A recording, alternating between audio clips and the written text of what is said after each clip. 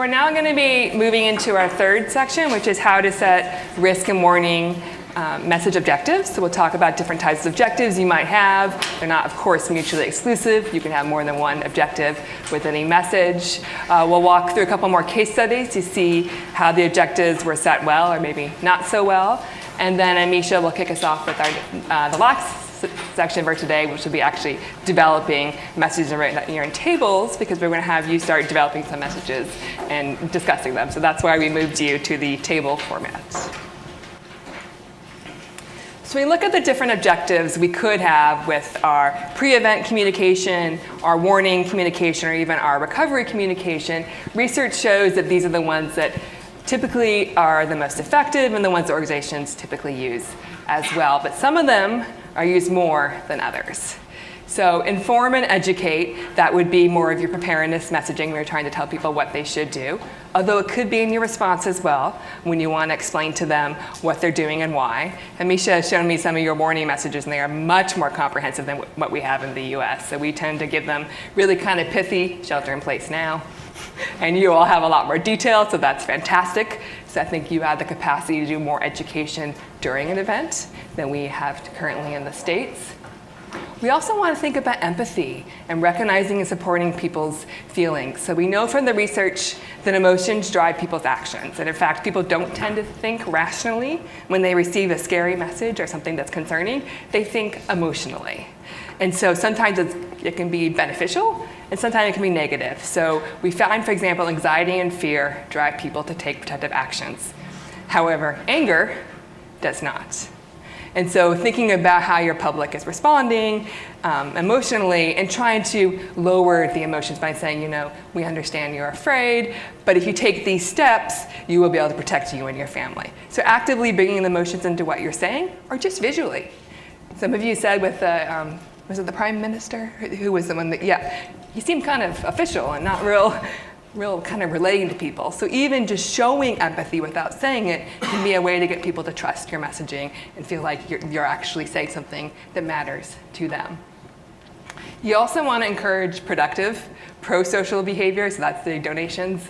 We call it the teddy bear phenomenon in the US. Everyone and a mother gives a teddy bear after an incident that affects children, but we indeed don't need millions of teddy bears. We actually might need blood, or we might need food. There's other things we need. So how can we channel people to do productive, pro-social behavior versus the stuff that actually prevents you all from doing your jobs? And how can we do that in our messaging?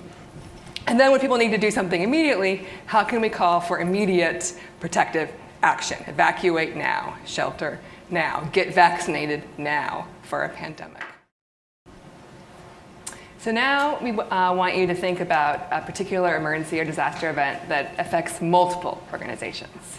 So as we kind of already talked about, trust varies via multiple organizations. Most of these events you're not just responding on your own, so therefore you just can't design your own ideal risk communication strategy. So pick a message objective or objectives, depending upon what the event is. Think about how you integrate that into the warning communication for the event. And then think about what different risk message objectives, if any, could be integrated into the future. So you have the event, you think about your objectives for that event with multiple organizations. After the event, how might you change your objectives? Kind of what we were just talking about right there. Am I making any sense? I see some kind of confused blank faces. Okay. Okay. So maybe take about 10 minutes for this, and we'll see what you guys come up with. And we're going to use this later for our message mapping activities. You're actually going to develop messages later on. So you're looking at objectives now. We'll do messages later. So going into theory land, I have a new phrase I just learned from Amisha. This is one of the first, if not the first, models in risk communication, but it's still widely used today. It is linear, that you'll see kind of a fault with almost all of our theories because it's hard to draw them if they're not in straight lines.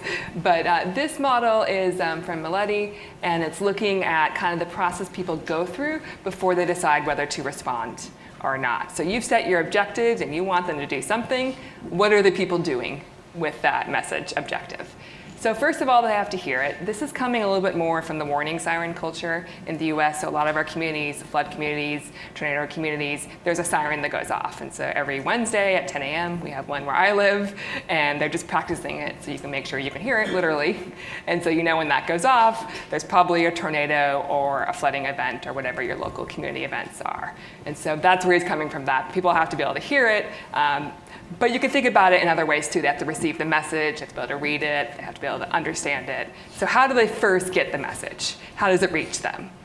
Then they got the message, fantastic. Is it a bunch of scientific jargon that no one understands what is going on? Is it too short or is it too long? And so they don't know what to focus on. Is it in a language that's persuasive to people that have lots of experience with your hazard, but not for people that don't? So what's the content information, and are all of your stakeholders able to understand it? Then, believe it or not, if they understand it, doesn't mean they believe it. So you need to persuade them that this is serious and they should do something about it. And what the research shows is the personalization. So the more you can make it sound like this is a threat for you, as opposed to this is a generic threat for Queensland. And so some of the research in the US shows that sometimes you can personalize it, talking about neighborhoods or streets that have already been flooded or where the fire is coming. So, or using local landmarks to let people know, this is for you because you recognize those streets and those landmarks, and guess what, the bushfire just took them out. So it's coming close to you. Other ways to personalize it, saying you, research has shown, actually has an effect versus, people should. So in the US, we're trying to do this with a technological solution. Jury's still out whether it's working or not, but our wireless emergency alerts, which we launched in 2012, we're trying to enhance the polygons, and so it's a national warning system. You can opt out, but you already opted in. You have no choice whether you're in it, and so they're constantly refining the polygons, and the idea is that if you receive the warning, therefore it's personalized. Research, unfortunately, is not showing that is the case. So even if it's really refined polygon and you are in fact reaching the people that are facing the risk, that doesn't seem to be enough. So the message itself and the sources themselves have to do that personalization for you. It can't just be because you're sending it to the right people. That would be a nice, easy solution. Unfortunately, it's a little more complex than that. So once people hear it or receive it, they understand it, they believe it, it's personalized, then they respond. And so we need to back up our messaging strategies and think about, are we doing all those other things before we send out the message? And could we be doing it in better ways to get people to respond quicker or to respond at all? Other things we want to think about is our instructing information. So are we giving them protective actions, they can take? So maybe financially they had the capability to do it, physically they had the capability to do it, and it doesn't make sense to them.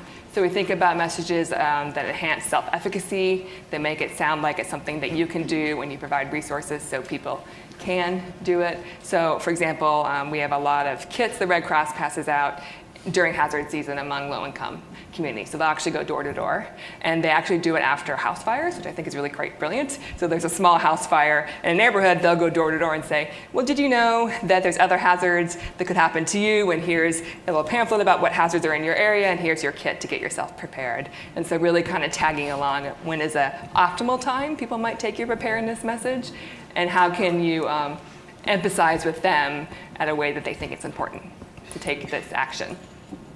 Challenges, you all already know these probably. People might get your message and understand it and believe it, but do it too slowly. And so they're stuck on the evacuation route, or there's no one else to help them evacuate. And so not only getting them to believe it, but getting it in a timely manner. Locating the message in time, lots of different messages are going out. Are they getting the right one? Or have they lost the sequencing of the messages? And we certainly want to maintain compliance, so how can our messaging encourage people not to forget about this, but always remember where that bridge is? So how can we institutionalize hazards that happen? How can our messaging say, remember, next time this happens, this is your route as well? So how can we integrate kind of the long-term behaviors into our short-term messaging? How many of you have watched Theresa May's press conference statement after the Manchester Arena bombings? Trying to get a sense of whether you all are going to be bored out of your mind seeing it again, or if I should play the whole thing. Okay, I saw one nod. Okay, so this was when we had the series of attacks this summer in the UK, and this is the one that was targeting the Ariana Grande concert where many children, well not many, but dozens of children were killed. And so this is a statement she gave after that. I want you to listen and pay attention to the risk communication objectives in that model of receiving, understanding, believing, and then action. And see if you were one of our citizens, how you would take this message.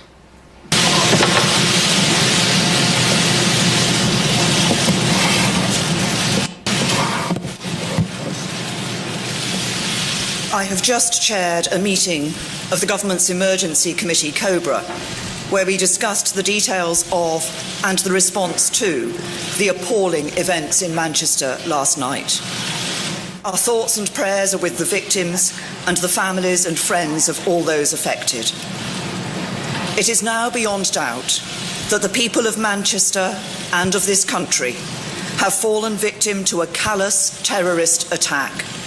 An attack that targeted some of the youngest people in our society with cold calculation. This was among the worst terrorist incidents we have ever experienced in the United Kingdom. And although it is not the first time Manchester has suffered in this way, it is the worst attack the city has experienced and the worst ever to hit the north of England. The police and security services are working at speed to establish the complete picture, but I want to tell you what I can at this stage. At 10:33 last night, the police were called to reports of an explosion at Manchester Arena in Manchester city centre near Victoria train station. We now know that a single terrorist detonated his improvised explosive device near one of the exits of the venue, deliberately choosing the time and place to cause maximum carnage and to kill and injure indiscriminately. The explosion coincided with the conclusion of a pop concert, which was attended by many young families and groups of children. All acts of terrorism are cowardly attacks on innocent people, but this attack stands out for its appalling, sickening cowardice, deliberately targeting innocent, defenceless children and young people who should have been enjoying one of the most memorable nights of their lives. As things stand, I can tell you that in addition to the attacker, 22 people have died and 59 people have been injured. Those who are injured are being treated in 8 different hospitals across Greater Manchester. Many are being treated for life-threatening conditions. And we know that among those killed and injured were many children and young people. We struggle to comprehend the warped and twisted mind that sees a room packed with young children not as a scene to cherish, but as an opportunity for carnage. But we can continue to resolve to thwart such attacks in future, to take on and defeat the ideology that often fuels this violence, and if there turn out to be others responsible for this attack, to seek them out and bring them to justice. The police and security services believe that the attack was carried out by one man, but they now need to know whether he was acting alone or as part of a wider group. It will take some time to establish these facts, and the investigation will continue. The police and security services will be given all the resources they need to complete that task. The police and security services believe they know the identity of the perpetrator, but at this stage of their investigations, we cannot confirm his name. The police and emergency services have, as always, acted with great courage, and on behalf of the country, I want to express our gratitude to them.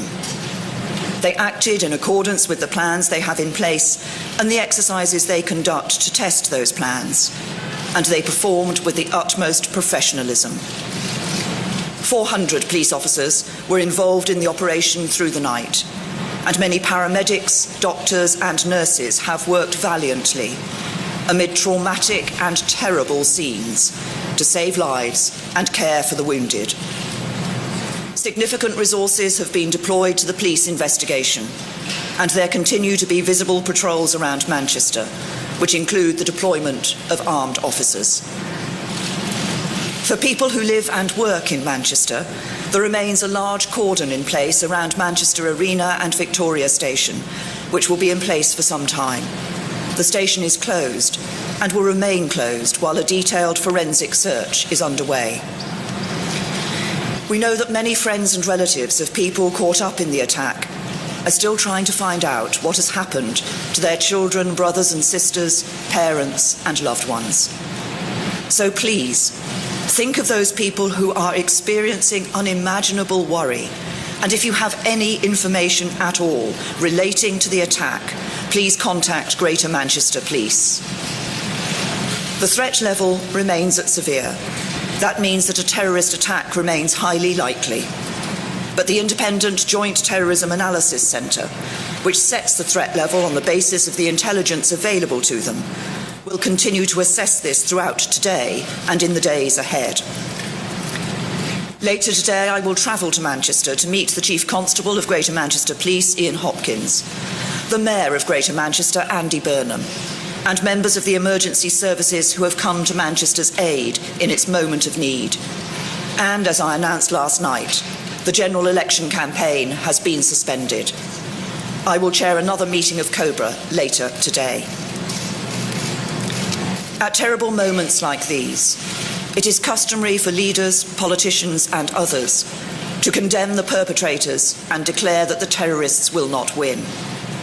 But the fact that we have been here before, and the fact that we need to say this again, does not make it any less true. For as so often while we experienced the worst of humanity in Manchester last night, we also saw the best. The cowardice of the attacker met the bravery of the emergency services and the people of Manchester. The attempt to divide us met countless acts of kindness that brought people closer together. And in the days ahead, those must be the things we remember. The images we hold in our minds should not be those of senseless slaughter, but of the ordinary men and women who put concerns about their own safety to one side and rushed to help. Of the men and women of the emergency services who worked tirelessly to bring comfort, to help, and to save lives. Of the messages of solidarity and hope of all those who opened their homes to the victims. For they are the images that embody the spirit of Manchester and the spirit of Britain, a spirit that through years of conflict and terrorism has never been broken and will never be broken. There will be difficult days ahead. We offer our thoughts and prayers to the family and friends of those affected. We offer our full support to the authorities, the emergency and the security services as they go about their work. And we all, every single one of us, stand with the people of Manchester at this terrible time. And today, let us remember those who died, and let us celebrate those who helped, safe in the knowledge that the terrorists will never win, and our values, our country and our way of life will always prevail.